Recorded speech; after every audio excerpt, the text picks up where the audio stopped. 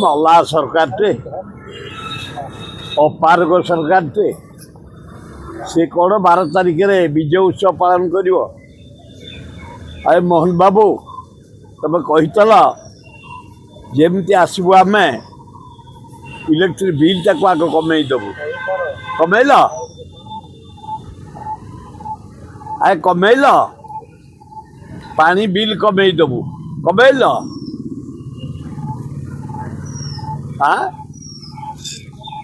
ଅପାରଗ ସରକାର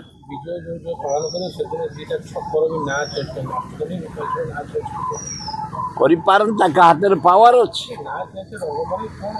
ଇଏ ପ୍ରହସନ ଖାଲି ରଙ୍ଗ ବଦଳିବା, ନାଁ ଚେଞ୍ଜ କରିବା। ଆଏ ନବୀନ ପଟ୍ଟନାୟକ ପପୁଲାର ସ୍କିମ୍ ଦେଇଥିଲା କାଳିଆ ଯୋଜନା, ଖାଲି ନାଁଟା ବଦଳି ଦେଲ, ବନ୍ଦ କରିଦେଲ।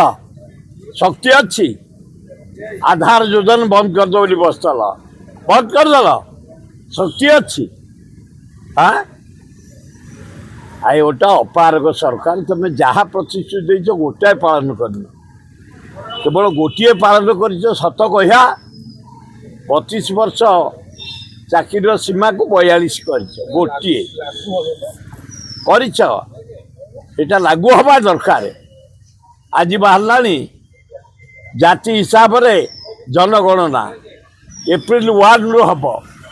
ଆଜି ବାହାରିଛନ୍ତି, ଯାହା ହଉ ଖୁସି ଲାଗିଲା। ନରେନ୍ଦ୍ର ମୋଦି, ରାହୁଲ ଗାନ୍ଧୀ ଥଟ୍ଟା କରୁଥିଲ, ଜାତିଆଣ କଲା ମାନେ ଭେଦଭାବ ହେଇଯିବ, ଭାରତ ଖଣ୍ଡ ଖଣ୍ଡ ହେଇଯିବ, ଛିନଛତ୍ର ହେଇଯିବ। ବୁଲି ବୁଲି ସେଇ ରାହୁଲ ଗାନ୍ଧୀକି ପସନ୍ଦ କଲ। ଜାତୀୟ ଭାବେ ଜନଗଣନା ହେବ ଏପ୍ରିଲ 1ରୁ। ଧନ୍ୟବାଦ।